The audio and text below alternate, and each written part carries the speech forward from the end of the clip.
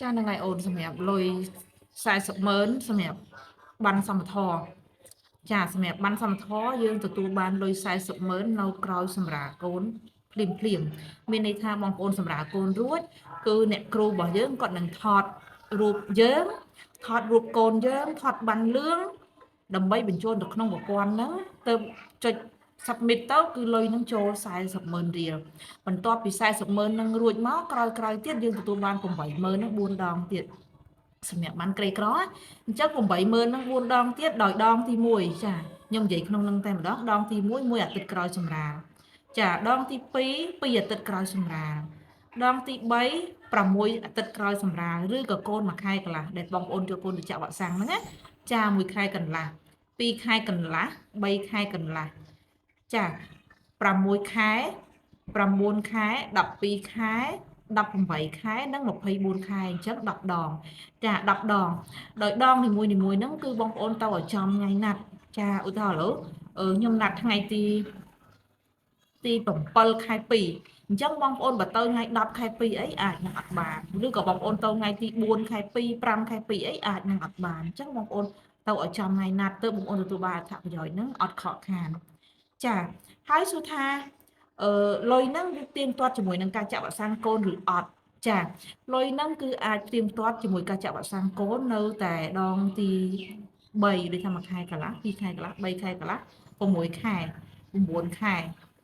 តែ5ដងហ្នឹងទេទៀងទាត់គ្នាលុះត្រាតែបងប្អូនហ្នឹងមកទទួលការចាក់វ៉ាក់សាំងកូនហ្នឹងឲ្យបានទៀងទាត់ដែរឧទាហរណ៍ឥឡូវកូនយើងមកចាក់តាមណាត់រហូតអត់មានខកខានម្ដងណាអញ្ចឹងណាហ្នឹងបងប្អូនទទួលបានអត្ថប្រយោជន៍ដូចគ្នាប៉ុន្តែបងប្អូនត្រូវចាំថាការចាក់វ៉ាក់សាំងកូនគឺអាចនឹងយឺតយ៉ាវចាប៉ុន្តែប្រព័ន្ធគឺអត់យឺតយ៉ាវជាមួយបងប្អូនទេប្រព័ន្ធទៅដល់ថ្ងៃណាគឺថ្ងៃហ្នឹងហើយ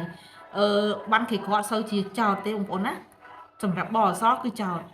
បើសិនជាបងប្អូនទៅអត់ចំថ្ងៃបងប្អូនទៅលើសថ្ងៃអាចនឹងខកខានអត្ថប្រយោជន៍ហ្នឹងហើយអញ្ចឹងចាក់វ៉ាក់សាំងកូនវាអាចនឹងមិនស៊ីគ្នាជាមួយនឹងអត្ថប្រយោជន៍ទេបើសិនមកកូនយើងឈឺកូនយើងក្តៅខ្លួនយឺតយ៉ាវយើងរវល់ទៅស្រុកទៅអីណាណីអញ្ចឹងណាបងប្អូនអត់ទៀងទាត់អញ្ចឹងយកបានទៅចាក់ដែរមែនអត់ចាយើងរវល់អីយកបានយកអូនទៅចាក់ដែរប៉ុន្តែដល់ពេលដែលយើងយកអូនទៅចាក់ស្រាប់តែជិះមើលទៅក្នុងกระดาษដែលបអសកំណត់ជូនហ្នឹងគឺបងប្អូនលើសបាត់ទៅហើយអញ្ចឹងណាចឹងបងប្អូនឆែកមើលផងថាថ្ងៃណាត់ដែលយើងត្រូវចុចបញ្ចូលប្រព័ន្ធហ្នឹងថ្ងៃណាបងប្អូនអាចមកចុចបញ្ចូលប្រព័ន្ធមុនចាប់ពេលដល់ថ្ងៃត្រូវចាក់វ៉ាក់សាំងកូនឬបងប្អូនអស់រវល់ធម្មតាទៅចាក់វ៉ាក់សាំងកូនហើយ1ខែកន្លះ2ខែកន្លះកូនយើងក្តៅខ្លួនហើយចាអញ្ចឹងបើសិនបើយើងរវល់កូនយើងក្តៅខ្លួនទៀតនឹងវាអាចនឹងពិបាកអញ្ចឹងចាំលើថ្ងៃណាយ៉ាងទំនេរបើសិនបងអូនយឺតណាថ្ងៃណាទំនេរបងអូនអាចថានឹងយើងមានពេលថែទាំកូនយើងក្រោយចាក់វ៉ាក់សាំង1ថ្ងៃ2ថ្ងៃនឹងបានអូខេអាហ្នឹងយើងអាចលេតបានប៉ុន្តែយកល្អគឺមកចុចលុយមុន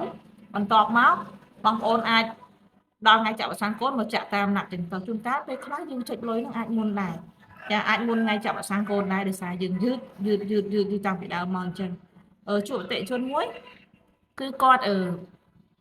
កូនគាត់3ខែកន្លះហើយប៉ុន្តែគាត់ទៅតែបានមកចុចលុយ2ខែកន្លះទេអត់សំទោសកូនគាត់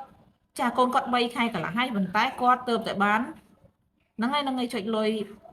2ខែកន្លះកូនគាត់4ខែកន្លះហើយតែគាត់អត់ទាន់បានចាក់វ៉ាក់សាំង3ខែកន្លះទេប៉ុន្តែពេលដែលគាត់យកមកចាក់ហ្នឹងគឺយើងទៀងទាត់ជាមួយនឹងกระดาษបអសឲ្យដែរថាអូអញ្ចឹងយើងសួរគាត់ទៅគាត់ថាកូនគាត់យឺតតាំងពីដើមមកអញ្ចឹងណាអញ្ចឹងអត់អីទេល្អប៉ុន្តែបើសិនបើកូនធូរស្បើយល្អហើយសូមយកកូនមកចាក់វ៉ាក់សាំងឲ្យបានទៀងទាត់ដើម្បីកូនយើងមានសុខភាពល្អការពារពីជំងឺ11មកណាបងប្អូនណាចាអរគុណច្រើន